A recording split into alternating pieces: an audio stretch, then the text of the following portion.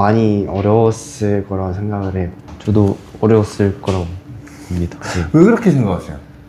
보통 이제 카이스트라고 하면은 과학고나 영재고를 나온 그런 엘리트 코스를 밟은 사람들만이 또 그 중에서도 상위권 많이 가는 거라고 저는 이제 알고 있는데 만약에 제가 한국에서 그런 식으로 공부를 하면서 경쟁을 해야 했다면은 그렇게 잘하지는 못했을 것 같아요.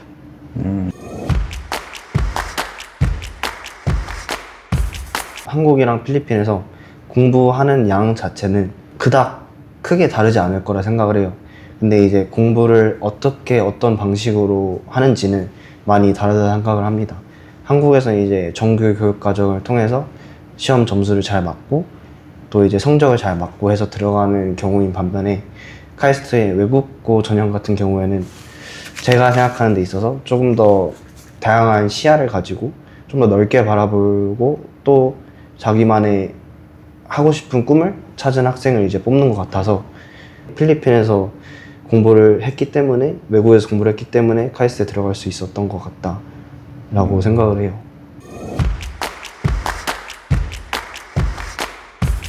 중학교 때 이제 졸업할 때쯤에 토익이 970점이 나왔고 IELTS 같은 경우도 그때 정식으로 시험을 보지 않았지만 모의 테스트를 봤을 때 7점 정도 나왔던 것 같습니다. 7.0? 저도 토익이 965점이고 모의 IELTS가 7.0 정도 나왔던 것 같아요. 그렇게 하면 이제 고등학교 때부터 SAT 준비를 할 수가 있는데 이 고등학교 기간이 3년이 있는데 그게 기간이 많으면 많을수록 점수가 높아지는 건 사실이기 때문에 그 전까지 토익이나 IELTS를 끝내는 것이 중요하다고 생각합니다.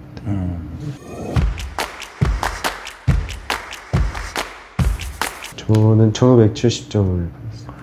김태형 저는 1580점 받았습니다.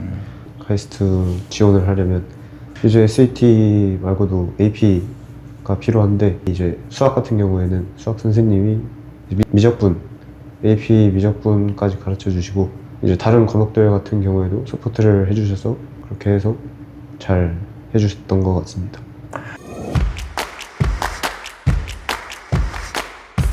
네, 같이 기숙사에서 생활하시는 수학 선생님도 계시고 영어 선생님도 계셔요. SAT 선생님은 제가 총 두 분한테 수업을 받았는데 한 분께서는 저의 영어 기초를 탄탄하게 많이 잡아주실 정도로 이런 베이직한 거랑 기본적인 거를 엄청 많이 잡아주실 정도로 실력이 좋아지셨던 것 같고요. 또 이제 다른 한 분은 좀 토론식으로 SAT 강의를 풀어나가면서 아, 이 문제는 이렇게 생각할 수도 있구나 등으로 좀 더 시야를 넓혀가는 식으로 가르쳐 주셨기 때문에 실력은 엄청 잘 가르친다고 생각을 해요.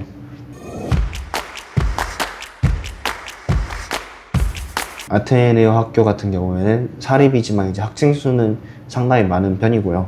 1학년 저 같은 경우에는 370명 정도가 같은 학년이었어요. 그리고 총 3개의 진로가 있고 이과, 문과, 경영 이렇게 나눠져 있고 각 진로를 정하면 그에 맞는 수업을 제공해 주는 방식의 학교입니다. 학생이랑 이제 원장 선생님이랑 상의를 하고 부모님도 같이 상의를 한 다음에 어떻게 하면 가장 좋을지를 봐서 정하는 것 같아요.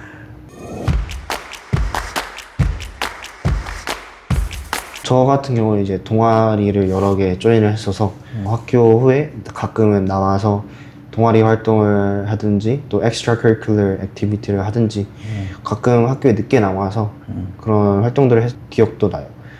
이제 또 항상 이제 학교 끝나고 바로 학원으로 가지 않았고 학교 끝나고 그런 과외 활동들, 봉사 활동들을 하고 나서 학원으로 복귀하는 경우도 있었습니다.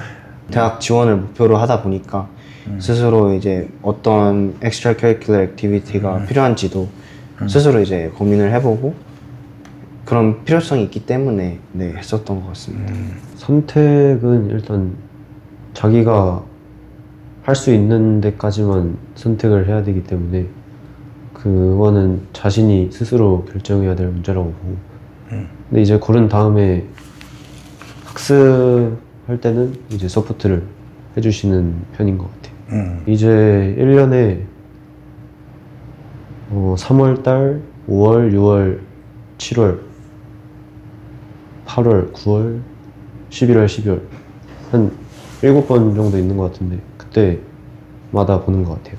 AP 과목이 이제 1년에 딱 한 번 그 2주 동안 여러 과목을 치게 돼 있어서 보통 5월 초에서 5월 중순까지가 이제 AP 시험을 치는 시간인데요.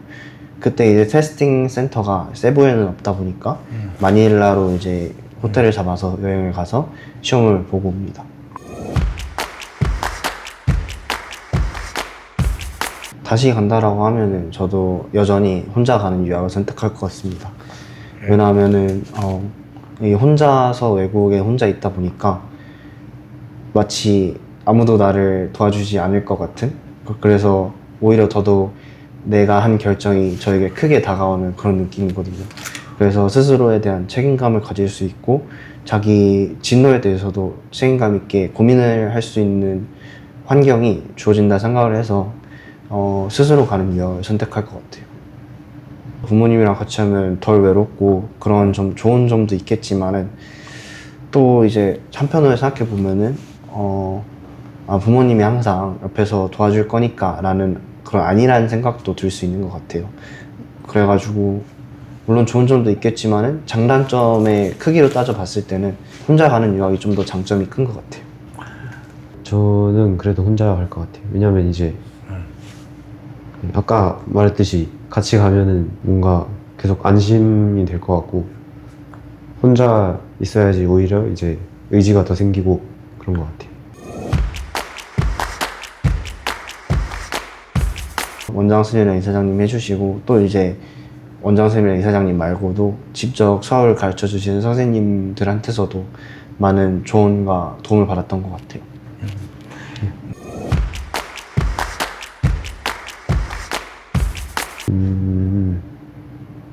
그 시스템만 따지고 봤을 때는 융통성이 없다고 생각할 수도 있는데 그래서 이제 처음 온 학생들이 그 시스템을 못 이기고 이제 밖으로 탈출을 하는 경우가 종종 있죠. 근데 이제 살다 보면 그 시스템도 이제 익숙해지고 그렇게 생각을 해보면 그렇게 융통성이 없는 것도 아닌 게 이제 다 자신만을 위해서 그런 시스템이 있는 거니까 그게 단점이라고 생각하지는 않아요. 탈출한 학생은 어떻게 되나요?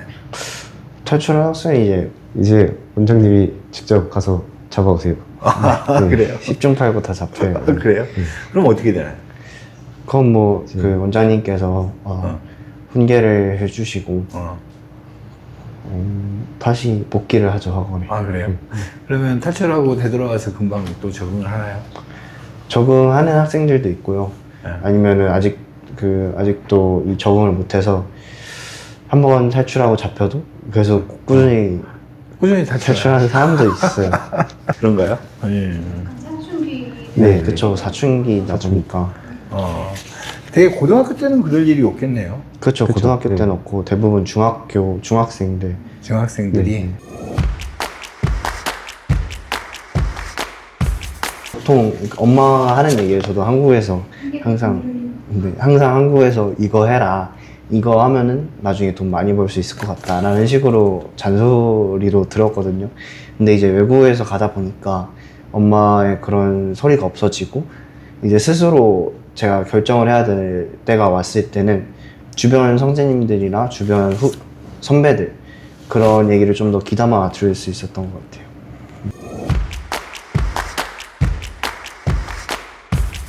저 같은 경우는 이제 살짝 정체기가 왔었던 것 같아요. 공부를 해도 더 나아지는 것 같지도 않고 또 이제 그냥 아무 의미 없이 방황했던 때가 있었던 것 같아요.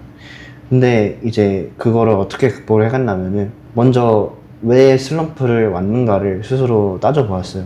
그러다 보니까 내가 지금까지 공부를 해온 게 부모님이 이러한 진로를 가라고 말씀하셔서 부모님께 잘 보이기 위해서 또는 이제 선생님께 칭찬받기 위해서 공부를 했던 거구나 라는 식으로 그런 스스로 일종의 깨달음 같은 걸 얻고 또 이제 슬럼프였지만 또 그 슬럼프를 활용해서 그래서 내가 진정으로 하고 싶은 건 뭐지? 라고 스스로 찾아볼 수 있는 기회를 스스로 저에게 줬어요.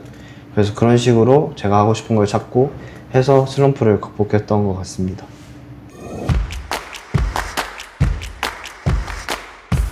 뭔가 자기가 인생에서 하고 싶은 게 있다면은 또 그걸 이루기 위해서는 뭔가를 때로는 포기해야 된다는 것도 항상 기억하면 좋겠어요. 물론 핸드폰을 못 쓰고 이제 스파르타식으로 열심히 공부하고 또 이제 부모님과 연락을 못 하는 게 자기가 포기해야 되는 걸 수도 있지만 자기가 어떤 진정으로 하고 싶은 게 있다면은 그러한 거는 스스로 감당할 자신이 있어야 된다 생각을 해요. 그래서 만약에 자기가 그런 엄두가 나지 않는다면은 그런 꿈을 가진다고 말할 자격이 없는 것도 같긴 해요.